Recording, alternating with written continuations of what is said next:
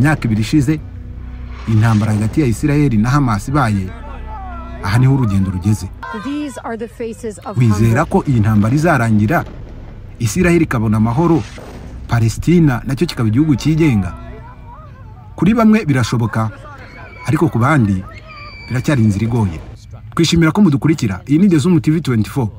Utarakanda subscribe nako kamenyetso kanditseho subscribe kugira ngo uzajye ubona n'ibindi biganiro n'izindi documentaire nk'izi ziteguranye ubuhanga utasanga ahandi.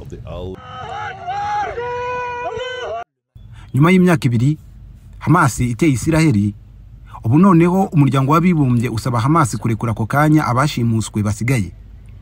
Umunyamabanga mukuru w'umuryango w'abibumbye Antonio Guterres yasabye ko abashimuswe na Hamas basigaye bakiri muri Gaza barekurwa aka kanya kandi nta mananiza abayeho.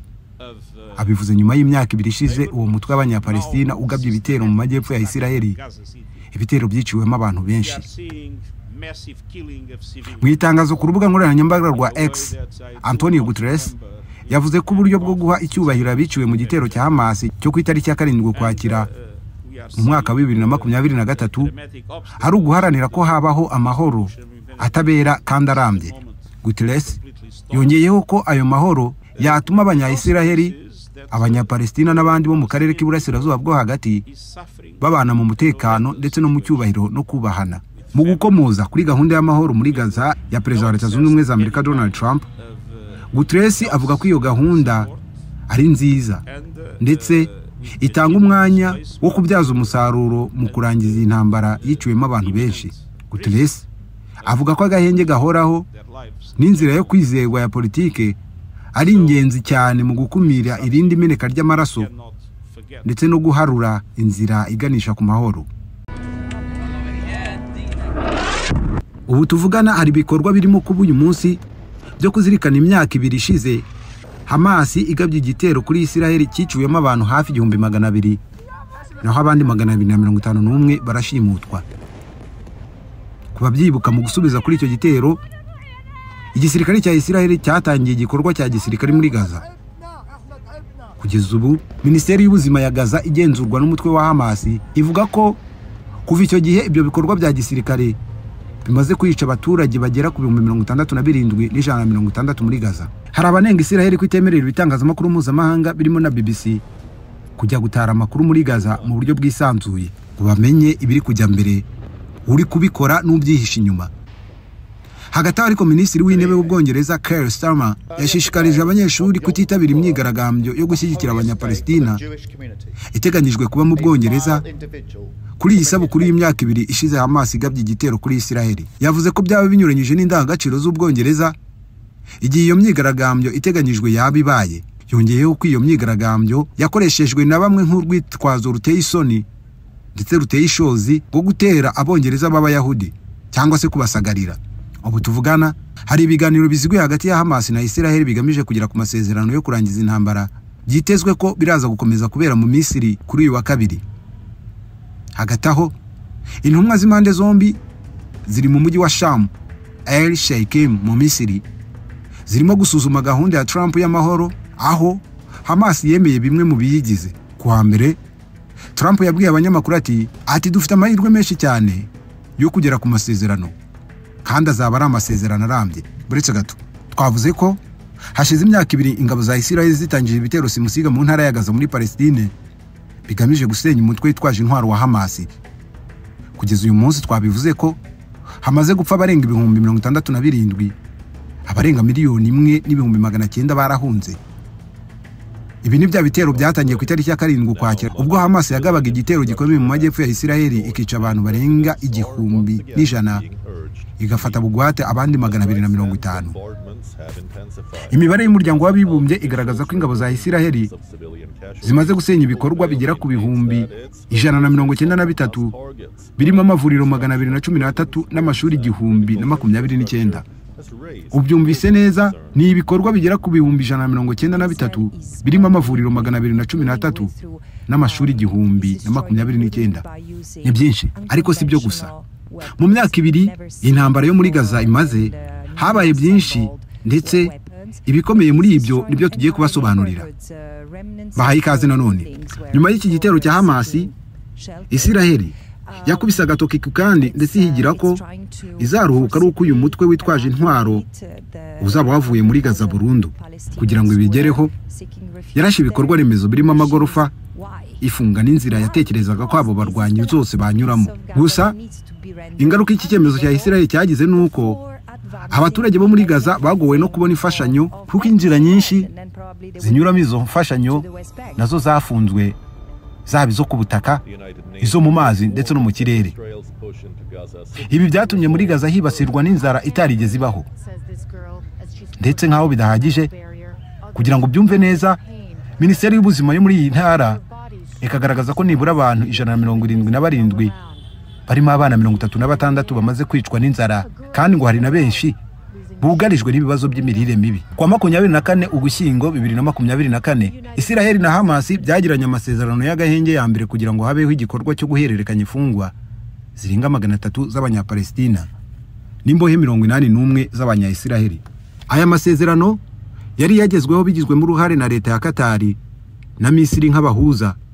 Yagombaga kumara iminsi 4 ndetse azakongerwa inshuro 2, amara iminsi 7. Ku ya 15 Mutarama 2025, impande zombi zongeye kugirana amasezerano y'agahenge yatumye harekurwa imfungwa zirenga 1700 z'abanyapalestina n'imbohe 33 za Israel. Muri ayo masezerano kandi Israel yemeye ko bimwe mu bikorwa by'ubutabazi n'imfashanyo bigera muri Gaza, gusa imiryango y'ubutabazi yo yagaragaje ko yakomeje kunanizwa. Ayo masezerano tuvuga yarangiye ku itariki 18 Werurwe 2025, ubwo Israel na Hamas byashinjanyaga kutubahiriza zimwe mu ngingo zihari ziyagize. Byageze naho muri iyi ntambara Israel ijyanwa mu rukiko.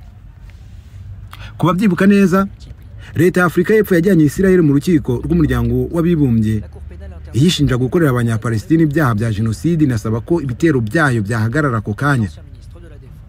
Hari muri Mutarama 2024, urukiko rwasabye Israel kwirinda kugwa mu byaha bya jenoside, runayisaba korohereza imiryango y'ubutabazi kugira ngo higeze ifashanyo muri Gaza. Muri Kanama 2025, imiryango mpuzamahanga yatangaje ko muri Gaza hari amapfa gusa, ariko iby'Israel ibitera utwatsi. Isobanura ko ayo makuru adafite ishingiro, nta makuru ngo yaturutse kuri Hamas. Kugeza ubu tuvugana, leta ya Afurika y'Epfo iracyaburana na Israel muri rwa rukiko twababwiye, yishinja gukorera jenoside abatuye muri Gaza. Iki kirego cyagize uburemere cyane ubwo itsinda ry'impuguke ryashyizweho n'akanama ka Loni gashinzwe uburenganzira bw'ikiremwa muntu byemezaga ko ibikorwa by'iki gihugu bigize ibyaha bya jenoside. Ntago wavuga iby'intambara muri kubwigenge bwa Palestina. Mu gihe imirwano yo muri Gaza yari ikomeje gufata intera, abayipfiramo nabo baba benshi, abaturage basa n'ababuze aho bahungira, ibihugu byinshi birimo iby'Iburayi byatangiye gushyigikira ko Palestina ibona ubwigenge, kuko ari bwo buryo bwonyine bwakemura burundu aya makimbirane. Vuba aha mu nteko rusange ya Loni yabaye ku itariki ya 12 Nzeri 2025, ibihugu 142 byatoye umwanzuro wo gushyigikira ko Palestina igira ubwigenge, ariko Israel na Amerika byo byarabyanze. Ubwongereza, Canada, Australia, Portugal na Luxembourg nabyo birutse kwemeza ko bifata Palestina nk'igihugu kigenga mu rwego rwo gushyira igitutu kuri Israel kugira ngo ihagarike ibitero kuri Gaza. Ingingo ibihugu byinshi byemeranyaho nuko ingabo za Israel zigomba kuva muri Gaza, ariko na Hamas gasenywa kugira ngo Israel yizere ko umutekano wayo utazongera guhungabana. Reka tuvuge ku rugendo rwo kurangiza intambara.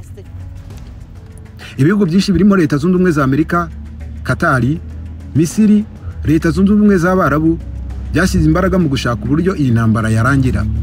Ku ya 29 Nzeri 2025, Perezida wa Leta Zunze Ubumwe za Amerika Donald Trump yashyize hanze gahunda yateguye yizera ko yatuma Gaza ibona amahoro ikagira iterambere rirambye nk'indi mijyi yose ikomeye yo mu burasirazuba bwo hagati.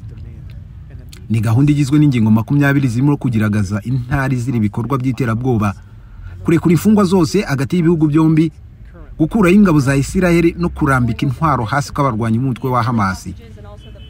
Nyuma y'ibyo bikorwa, Trump ngo ateganya ko Gaza izayoborwa n'abayobozi bo muri Palestina, ariko badafite leta n'imwe babogamiyeho, inarindwe n'ingabo ziri mu butumwa mpuzamahanga. Iyi gahunda kugira ngo igerweho, Trump yohereje intumwa mu Misiri, za zindi twavuze, kugira ngo zijye mu biganiro kwirekurwa gifungwa z'abanyapalestina n'imbohe z'abanyayisiraheli. Iyi wikazaba ari intambwe ifungura inzira y'amahoro.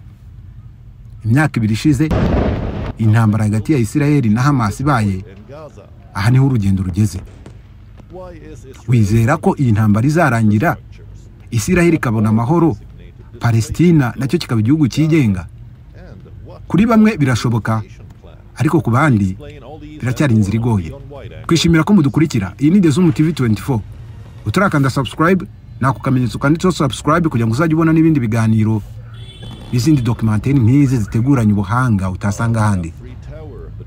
Turabakunda. Naho utaha. Bye.